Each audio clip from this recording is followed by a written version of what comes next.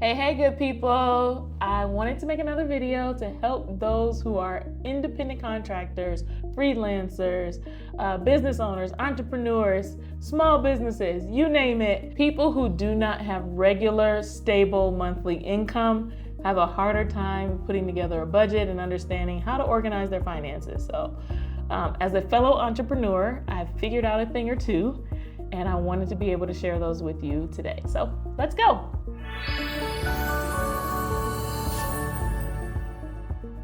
The first thing you need to do is create a budget. I know it is the big bad B word, but if you don't understand what is coming in and you don't understand what is going out, you are going to have no idea how to organize yourself.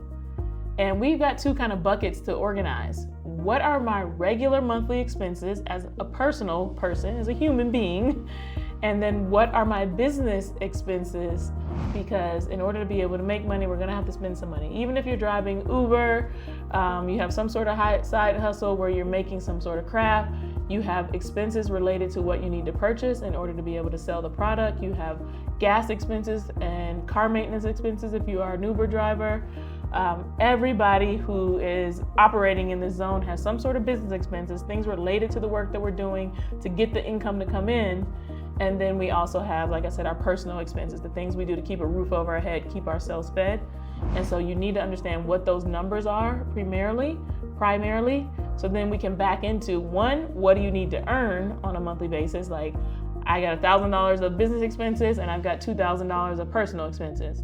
Well, I need to make $3,000 just to cover the expenses. But my goal is not to just cover my baseline expenses.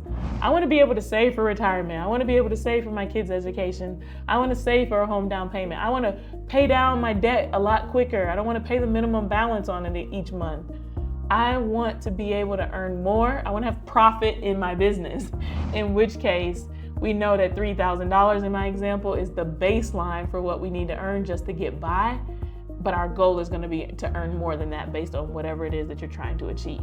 So first, step one, understand what is coming and also understand what absolutely has to go out. And I say the absolutely has to go out part is even more important than the what is coming in, but we have to do both. We absolutely have to do both. Step number two, we've got to separate the business from the personal. So I've already started talking about them as two separate things. The biggest mistake that I see entrepreneurs making is that it's all one jumbled mess. You're like, oh, I bought this, stuff for the hair. I do hair. I bought all this stuff for the hair. I use my regular card. It's coming in. Somebody paid me for it. That money came right in. I had to pay the rent the next day. And it's a mess. You really don't know, what am I spending for business purposes? What do I need to spend on my regular obligations? And so we've got to separate those things out. How do we do that? A business account and a personal account. So you can open a business checking account at pretty much any bank by going in and saying that you want to have something separate, you want to have a business account.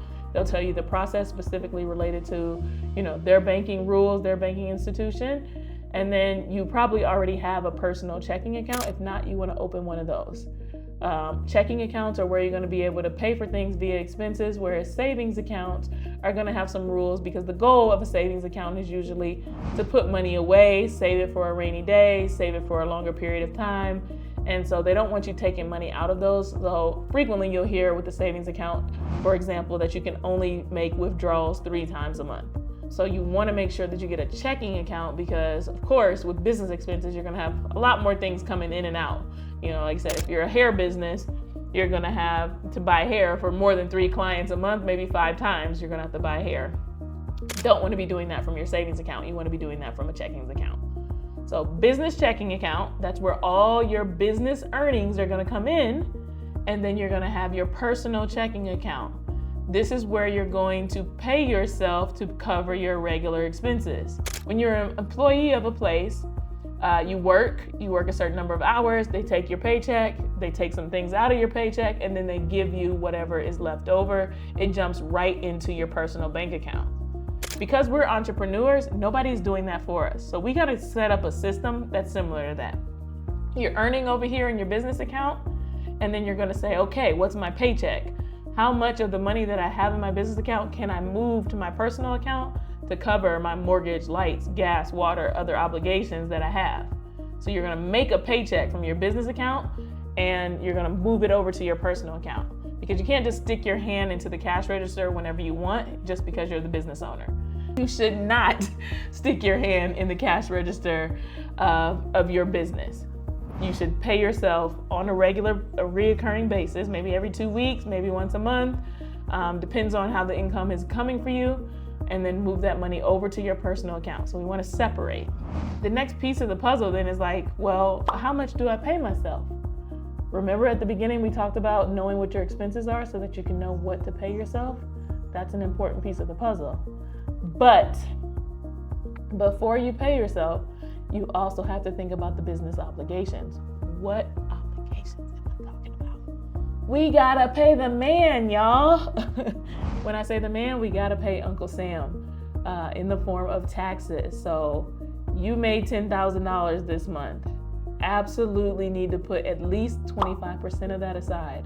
If you have an accountant, they will tell you exactly how much you should be putting aside based on income and your outcome and incoming and outgoing information. And if you don't have someone, then you should at least be putting aside 25% to make sure you don't get burnt at the end of the year and find out, oh my God, I gotta pay $25,000 in taxes and I only got $2,000 to my name. Don't be that person. Put some of it aside. Well, how do we put it aside? That brings us to part number 2 of the accounts that we need. Business savings account, personal savings account. Business savings account is where we're gonna put that tax money that we need. So now we earned $10,000, we put $2,500 to the side immediately so we don't have to owe Uncle Sam. We know we got $7,500 left over, but we need to be thinking about the business expenses that are gonna come up for the next month. Let's say they're $2,500. All right, $2,500 needs to stay in my business checking account, which means there's $5,000 available to transfer over. And now we've got a good set. In the example, we were kind of saying that $3,000 was our baseline expenses, or I think $2,000 was our personal expenses. We don't need the whole $5,000. Maybe we leave that money in the business checking account to decide what we need to do in the future. Maybe we put that money into savings in our personal savings account so that we know, hey, I only needed $2,000 to pay my regular bills. I actually had $5,000 this month. Let me put $3,000 aside. Why? Because we're gonna have fluctuating income. So next month, we might only make $5,000. We still got the same $2,500 of business expense. We still gotta put money aside for Uncle Sam. Now we don't have enough money to cover our personal expenses. We might need to pull from that savings account, the personal savings account, to do so. So now you can understand how these buckets are working. There's one other savings account that I recommend, and that is gonna be a second personal savings account, because we wanna have one that is for emergencies and then one that is for kind of like, the overall goal. So your emergency fund is like a pipe broke. I got a flat tire. I have a family member that is ill and I need to fly across country at the last minute. That's different than, saving for broader topics, saving for other things. And saving is not investing. We're not talking about investing today because that's gonna be for another video, but that's gonna be mixed into the budget that you're making. So if you haven't watched the budgeting video, you should check that one out. But you actually wanna be thinking about where retirement's gonna fit in your overall budget and your overall savings goals. Today, we're just talking basic buckets that you need as an entrepreneur in order to get your savings going, to kind of keep things simple and to make sure that, like I said, you don't owe Uncle Sam, that you have money to cover your business expenses. You're not commingling personal and business together, because that's really hard at the end of the year, especially when it comes time to pay taxes. We just want to understand today how to separate things so that you can understand how your income can come in. Even if it's fluctuating, still make sure that you're able to cover everything. So let's cover it one more time. Money comes into the business account, and we put money immediately into the business savings account. From the business checking account, we have money left over. We need to know how much to cover our business expenses for the upcoming month. Leave that in the account. The rest of it can be transferred over to our personal checkings account, and we need to transfer some of it to our personal savings. And then our personal savings number 2, which is specifically for emergencies. So we've got 5 different accounts, and we're just getting things separated into those buckets to make sure that we are good to go on a monthly basis. And then we make sure that we can cover our baseline expenses. We gotta know what it is. Like if you know you need $3,000 a month to cover baseline expenses, we're halfway through the month and you've only made $2,500, you gotta hustle.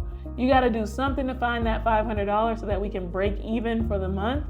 And occasionally we're gonna fall short. Like I said, that's the nature of entrepreneurship. The goal is to at least be able to cover baseline expenses, and the goal is actually to be able to cover more than baseline expenses. If month after month you're not covering your baseline expenses, that's gonna be the indication that like, eek, we might be going out of business. But don't panic if that happens once or twice, as long as you have some money set aside, which is the last thing I'll say. As if you're an entrepreneur, your emergency fund is incredibly important. You wanna have a much bigger emergency fund than the average person.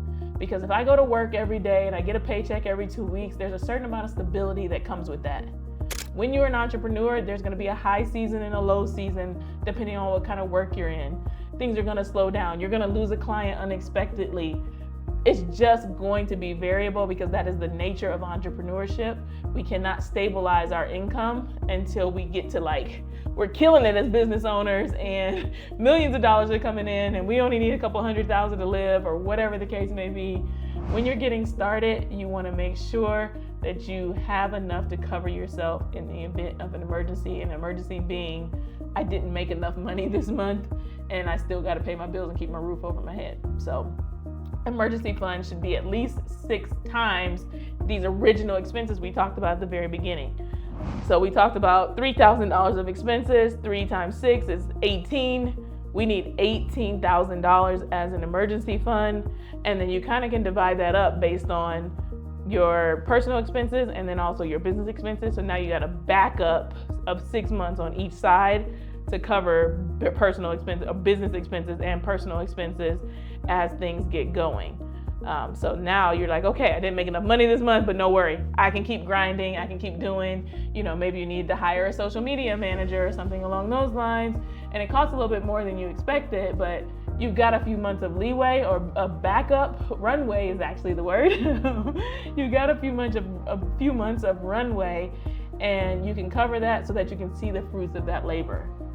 This is how you make a proper budget when you have this crazy in and out income. And that's just, like I said, the basis of things. But follow along, subscribe below, drop your comments, ask me questions. I'm an open book, happy to help. I'm making these videos just to help people better understand how to organize their finances. So I'd love to hear from you. That's all I got for you today.